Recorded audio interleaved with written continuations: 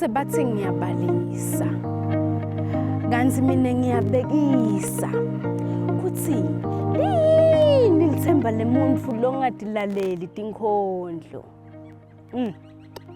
Angenibikele ngifise nibukele babukele behlelo lena nilithandayo lihamba embili eSatini TV na 7 lonke nje dandla nenkondlo libite lami ngimfortunate ngwamabuza cha sina solo siyandethela tinkhondlo nalabo labentayo imisebenzi yedandla ngoba uyatimaza ukuthi thine kodwa umuntu lesemshiyela ngephandle nami nje usiwenisalela ngephandle hayi angikwadi mina ukuthi ubhace kuphi ngoba la khaya thina sinasiqiniseko ukuthi wonke mumvu uyalithola lelo thuba namhla ke sila embabane eMDS lapho khona kunabo Sonkhondlo nebamfake labayenda kumisebenzi etandla kepha ke namuhla sithole bona bo Sonkhondlo utativela ke mbukeli ukuthi ha kanti batimisela kangaka bashido futhi ukuthi bona abagcine ngekutimisela kuphike eclassini kuphela nato tinkhondlo bayaniketa isikhathi batende kube right bafundzise labanye bafana ba motivate labanye bafana anyways ngaze ngikhulume kakhulu asamba utativela phezulu utibonele ukuthi bona nabahaya tinkhondlo kanjani futhi yini wena lo tayifunza kibo asambe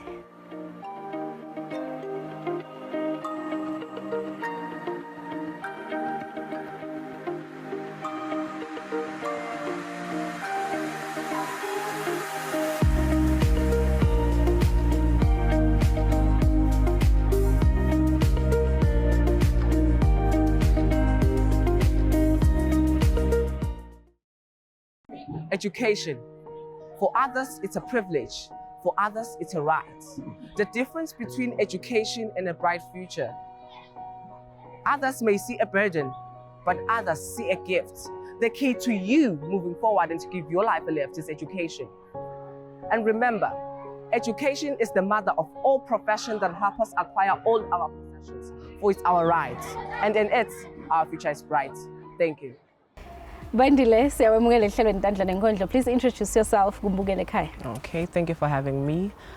So my name is Bandile Ngwaganhlengethwa. I do poetry, I do public speaking. Yes. Okay, ufunza from banda esikolweni? Ngenda from 5. Okay. Yes. So neminyaka lemingaki uka poetry? Poetry for me was introduced at a very early stage, whereby I had to like recite my poem, ekhaya, family functions, a sonfeni, Sunday school, and look where I am now. Okay. Yes. So uqale ekhaya so yafika na esikolweni uyasho ukuthi I am a poet. When I got to high school, I was a sensation. Okay. Because I started in Form 2 because of Begnema political unrest and when I was doing Form 1. Okay. Yes. So how is the support ekhaya esikolweni kubangani when it comes to your poetry? They are very supportive of everything I do. They are always there to back me up, and obviously labanye sebasebathini asking them to be my audience when I'm practicing for presentations and etc. Okay. Ekhaya ababangayinale ngingayiwe ukuthi awubandile so uqale kwenda tinkhondlo nasinema functions la khaya so yafuna yena ukuthi emembi kwebavu ya recite kanti phela thina sikhathe ukuthi afocus esikolweni. Kwendeka kanjani lapho? Okay, one thing about me, it's able to balance between academia and my extracurricular activities, like poetry. So Bonanjena, they were fine. Saying it's them now that come to me. They say we'll have a function so and so. We'd like to do a poem or maybe speech or whatever. Yes. Okay, kumbeke kusitela abanye bangani bethu ekhaya ubalansisa kanjani wena tifundvo ne poetry yakho? One thing you have to remember, ukuthi mawusesikolweni delicately base your intellectual capacity on academia, and then my deputy principal always says where there is a time, there's always an opportunity. So I try to make that little time for my presentation, and all is well. Okay, ngive kubala nabo public speaking, lokusho ukuthi ungumuntu lo busy la esikolweni. Kind of. Okay, yini nale kwenda each and every day ukuthi uthi na uvuka uthi no heart bandile you have to do A, B, C and D. What drives you? Motivation, confidence. I'm a very confident person, and I look up to, personally, I feel like these people are the people that drive my love and interest for the speaking of the language, like our English HOD here at school, Mrs. G. Subia, and I can go on, the list is endless. Okay. Yes. Alright, igaswati uyangena in khona noma focus ngala English. mainly English, but ngiyangena nala Swati. Okay. Yes. Lokusho sinawubhala tinkondlo takho is Kanti English uthini? only. English based with a few words as Swati. Okay. Yes. Alright, uyasebenzisana yini nalabanye bosonkondlo la esikolweni or you are just bandile nje, you are on your own? Well, I started alone mangisaqala Form 2, and then I created the English club la esikolweni. We rose, we grew into an art group. Nyalonje, we have a group of poets in the school. Yes. Okay, any plans for poetry after high school? Definitely venturing into poetry after high school. Considering joining my poetry groups, but the thing is, I'm not doing poetry to get recognition in the entertainment industry. I do it to nourish life, to change life, because poetry maybe acts as a rehabilitation of some sort to umuntu in a certain circumstance. In Eswatini's heart, a battle begins against the shifting winds, the burning sins. The earth cries out, the rivers sigh as the forests fade and the mountains die. But from the dust a hope is born, a fierce resolve in every dawn. With every step we take, we rise, we stand to heal and cleanse the earth. In Eswatini's heart, where the rivers flow, a call to nature is a promise to sow. From Babane streets to valleys deep, we must awaken, we must leap. For every tree we let decay, a piece of life may slip away. Let us save our earth. For every stream, for every leaf, in this green world we find release. Let Eswatini strive in green embrace, sustained by nature's tender grace. Together we stand, together we grow, in a green future with hope we sow. For the earth, the sea so wide, in sustainability, let our dreams collide. Eswatini, with courage we unite, to fight for life, to make it right. For a world that's green, where peace can reign, we stand as one, to break the chain. We save our earth for a greener Eswatini. Sikhuluma nje ngekushintsha impilo tebamvu, sekhona impilo lobonayo sinawuhletu wethu, you know what, I did a great job nangibukana nang. Definitely yes. Lasikolweni nje. Now people just come to me. I'd like to be part of your English club. Your English club just went for this function. English club did this assembly. So ngiyabona lokuthi their lives like motivated here at school and outside world as well, because now they know me as la MDS, ukuthi I'm a poet. They also know me from neighboring schools and okay, bandile sitosite nalomunye yini le yaye ikusite wena ukuthi umembi kwebamvu ungabi nemahloni uthule loyo mlayito lofise ukuthula ngalelo langa? First things first, confidence needs to be on the highest level. If une low self-esteem, you won't make it in the world of poetry or logo membi kwebamvu. You need to go, if usaba, go and clean in the mirror, talk to yourself, and maybe do my daily affirmations to like bring back your confidence. Number two, I believe in professionalism myself. I believe if had I not believed in being professional, I wouldn't have made it thus far as far as poetry is concerned. Yes. Okay, tinkondlo takho leto sihayela tona namuhla ngiyiphi lena lethu nenhlitiyo yakho lothi na uyihaya wati kahle ukuthi yathi kuthini ngitawuthi shintsha impilo tebamvu ngale nkondlo lento? It's this recent one that I just wrote. It's on environmental sustainability. Okay. Yes. Wawuyibhala ususelaphi yini lena leya kwenda wasukuma wabhala ngaleyo nkondlo? I was never interested in environmental sustainability, environmental problems, but recently I was looking at the illegal waste dumping scale in our local areas, and I felt like I needed to do this to motivate lives, motivate people to like engage in more campaigns to stop my waste and rehabilitating our land. Okay, isihloko sakho nasithini? Just a poem on environmental sustainability. Okay. Now unga motivate ke babukele emakhaya labendi imisebenzi yetandla nalabatiphilisa ngemakhono, what can you say to them? highly advise them to make use of everything that they see, everything that is there, around, make use of that, and their passion must continue to like drive them into what they do, because if you do something out of love with a song at heart, dophuma perfect. Okay. Yes. Siyafuna ukusupport-a ke Bandile na ukucetha nje esikoleni sidakubayetelela nyalo ubhala ucethe. Then after school siyafuna ukuthi ude emicimbini yethu sidakuthola kanjani? You can get me through socials, and also I have my cell phone number where you can get me.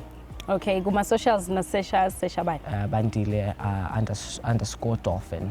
Bukela hlotalla rekhondle ngethemba wethu uthi jabulele tinkondlo takhe Bandile the poet. Wakhona la eMDS, mfundisi eMDS musa kuphokutha ibambelela. Nawe nje woniyeva ukuthi unale energy, unale power yokuba ipoet. Qhubeka nje uvele ngale kubothishela badakho khona ukuthi kubende njani ke bakusupport staff yakho net market nasibuye ethu siqhubeka nalo hlelo ungathi nyaka.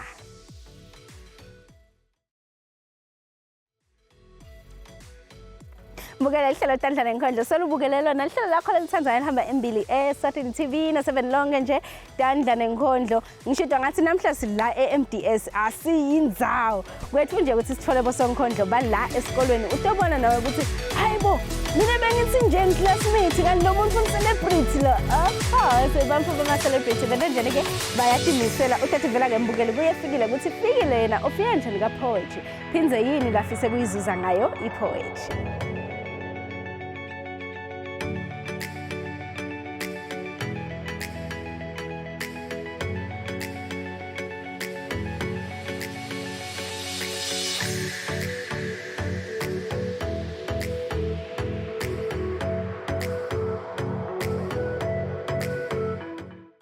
Fikile siyawemukela ehlelweni Tandla Nenkondlo vusela umbukele ekhaya.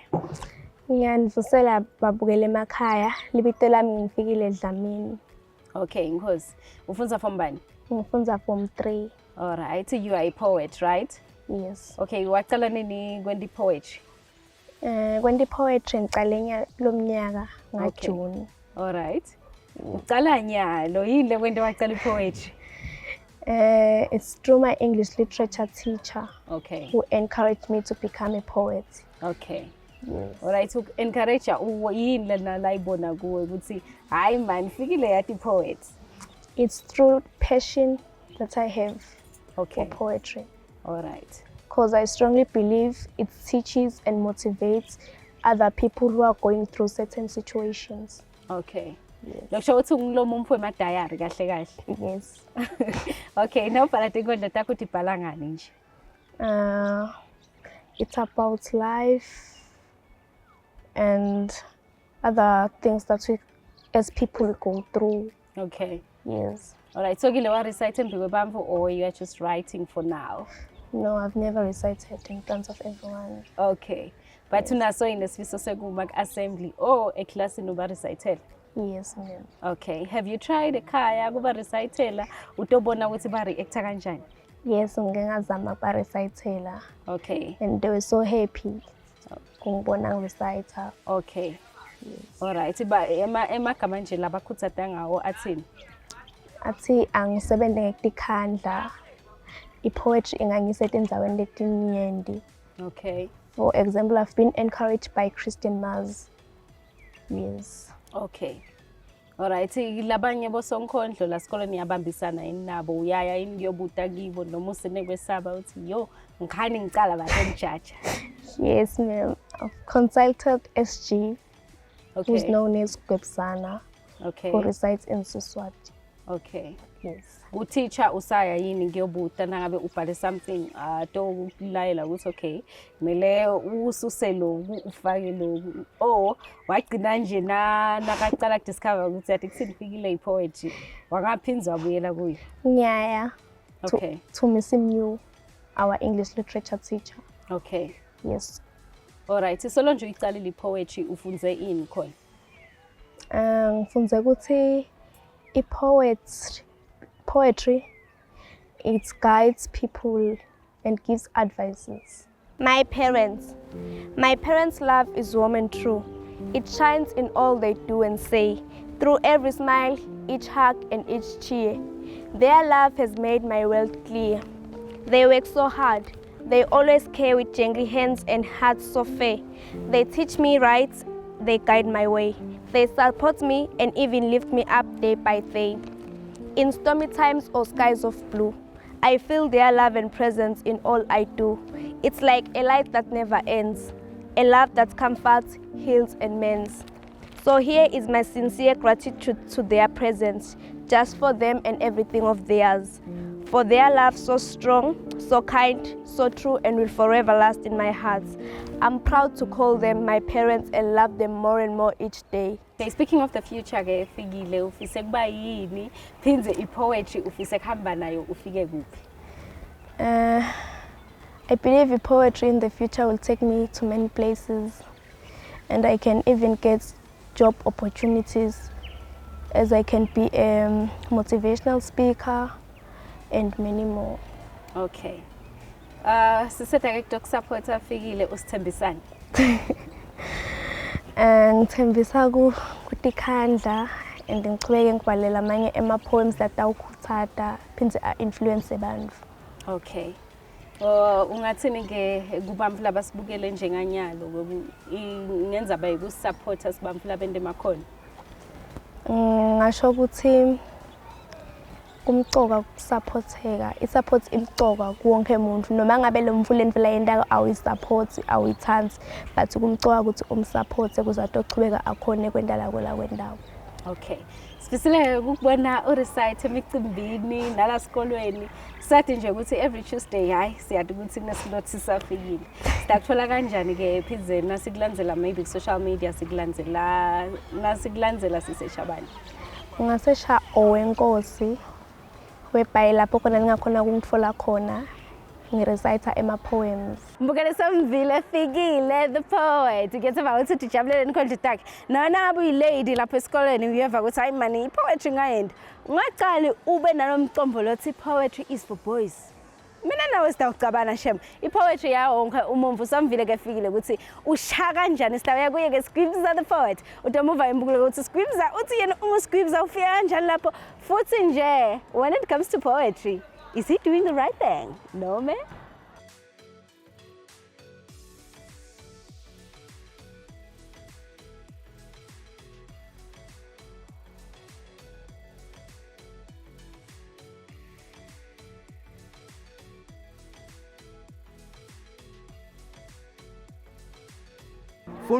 Mfundvo yami ubalulekile. Mfundvo yami kimi usikhali sekuncuba, ungincubela ebubini ungilethele lokuhle. Mfundvo yami ulilanga lelikhanyisa ebumnyameni lilethe kukhanya lokusho impumelelo kimi. Mfundvo yami usikhiya sekuvula iminyango yakanompumelelo lecukethela kusasa lami. Impela kufunza kungene engqondweni kushintshe kucabanga kwemicondvo kumente acabange kangcono.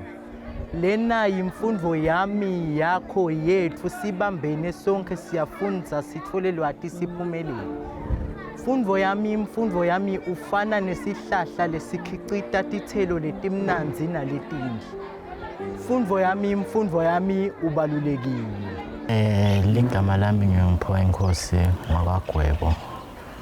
Silekudalwa lelo but ke poetry nguSigwebisana ngifundza form 3. Lokusho ukuthi poetry ukuthi ngidiscover ukuthi ngiyakwati nami kuyinta bengifundza eklasini.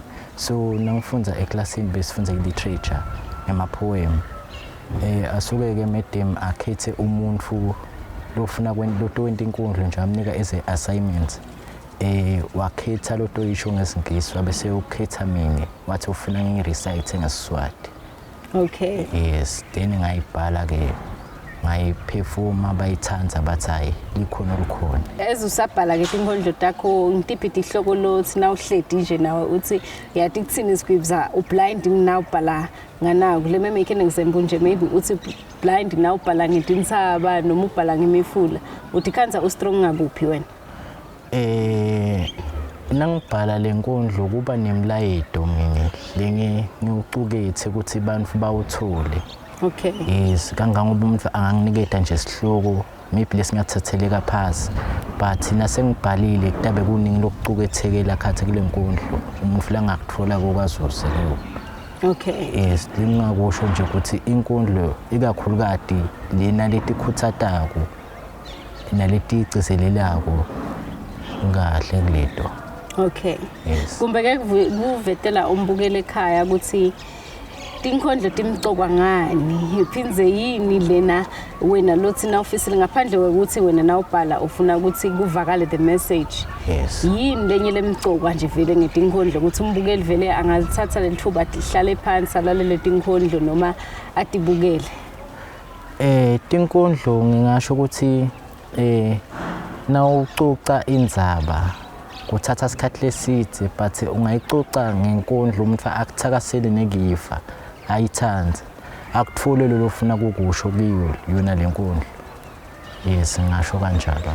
Licilongo selito khala licilongo ngabe wena umephi ngisho ngoba nemphumputhe seyiyabona nolongaboni so uyatibonela kanti lokholwa kubona ngamehlo njengaThomas naye uyatibonela selito ukhala licilongo ngabe wena umephi sekwentekile konke lokushiwo liBhayibheli tifo letingalapheki imbuso iyavukelana bantfwana bajikela abatali leti timphawu letikhomba kwekuthi setikhatsi tekugcina selito ukhala licilongo ngabe wena umephi lona lelo Bhayibheli likushito lakucinisekisa ukuthi hlomani tonke tikhali takamoya umbuto munye umile uthi wena nabo sotihlomile yini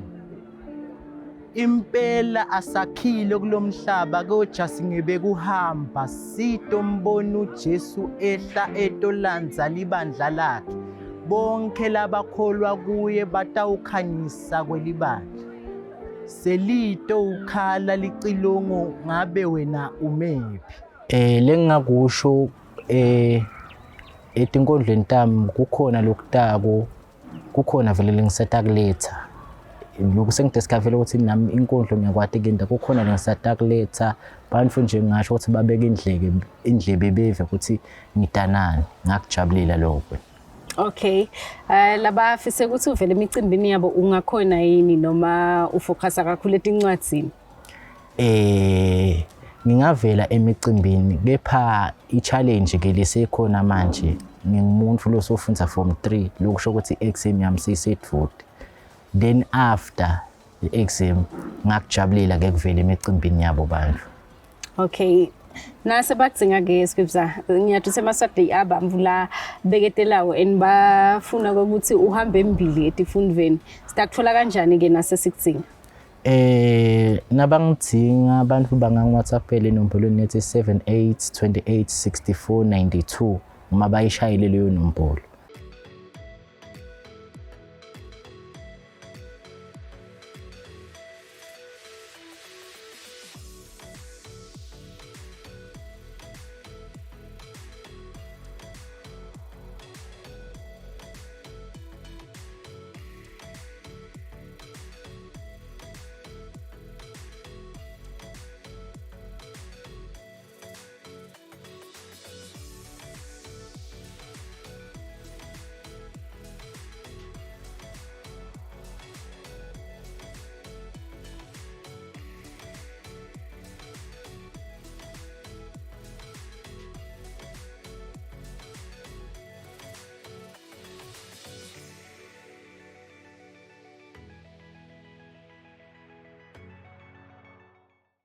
Bukele lihlelo tadlala inkondlo lokungaveli ngabe kuyahlola kepha ke ngethemba ukuthi kuningi lokufundzile kubafundi bala eMDS High School. Mina ke bangicicutele bangikhumbuza ukuthi akuthine fortune wena lokudlanga babukele ekhaya ku wrong kwakho nje ukuthi next week nawubuye ubuye nato tinkondlo haye nanginanimangalisa nginawushaya 5 wenkondlo ngiyi1 la ngakusho nje ukuthi nangabona umfana lapha ekhaya musa kuphoka umvalela ngephandle wona solo wathi nje hayi vele umfana ethu vele ngekaza khone lo akamakhelwane hayi yatimisela sisi hawu musa ukuthi umfana akho akakudimiseli umbutile hayi Mbukeni mina ngithi azilempolo yendawo wena nje lo ngakwenda uthi umgcugcutele ummotivate umtshela ukuthi you know what you are the best. Sitabonana eMbukeli evikini edawo ngasesikhathi esifana ku goodbye and God bless.